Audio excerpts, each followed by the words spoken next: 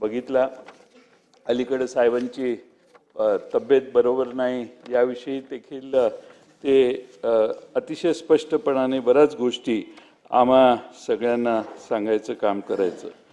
खरं म्हणजे बोलण्यासारखं अनेक आहे, मी बरेच काय बोलू शकतो, पण मला असं वाटतं की आमचं नेहमी असायचं, आमच्या पक्षाचं ब्रीदवाक्य असायचं, योग्य वेळी योग्य निर्णय. पण दादांचा अचानक जाण्याचा निर्णय हा खरं म्हणजे चुकीचा झाला. हा एकच निर्णय दादांचा चुकला असं म्हटलं तर वावगं ठरणार नाही. मला समोरून सारखे खुणवायचे आणि एकदा इथं मी बसलेलो मुनगंटीवार तिकडनं मला म्हटले जयंतराव आमच्यात या. त्यावेळी दादा उठले एवढे तडकाफडकी आणि दादांनी मुनगंटीवार साहेबांना फारच मुनगंटीवार साहेबांच्या बोलण्याला आक्षेप घेतला. मग दादा तिकडे गेले आणि वहिनी बसल्या तिथं दादा बसायचे. तिथं बसल्यावर दादांनी तिकडनं भाषणात मला सांगितलं आमचं तुमच्यावर फार बारकाईनं लक्ष आहे, आणि मग बाकीचे काही राजकीय भाष्य केलं त्यांनी. त्यामुळे सारखे म्हणजे राजकीय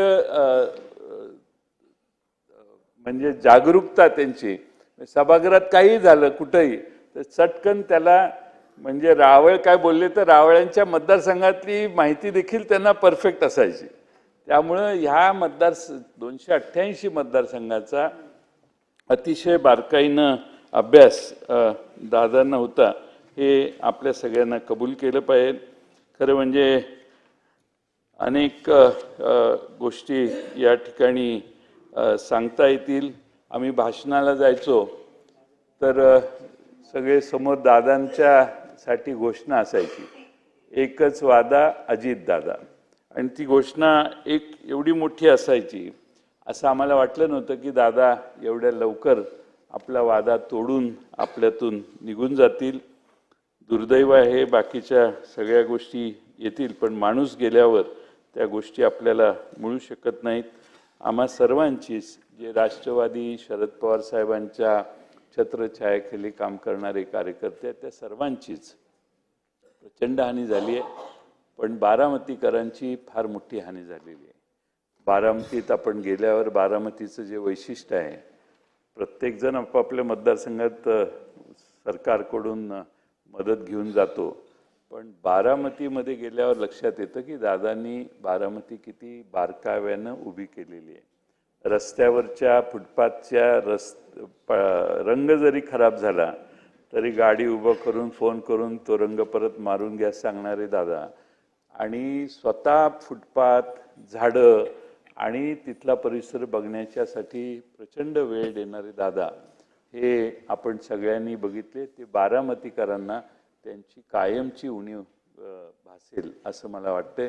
लोकप्रतिनिधी आपण सगळेच आहे, पण एवढा जीव लावून त्या बारामतीत काम दादांनी केलं हे तिथं गेल्यावरच आपल्या सगळ्यांना कळू शकतं.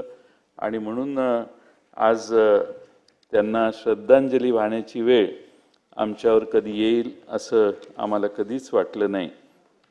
मला दादा गेल्याचा धक्का प्रत्येकालाच आहे. आम्हा सगळ्यांना तर बातमी कळल्यानंतर सुचत नव्हतं की असं शक्य कसं होऊ शकतं. म्हणजे दादांच्या पार्थिवाचं दर्शन घेण्याचंही धाडस आम्ही तिथं असूनही आम्हा कुणाला झालं नाही.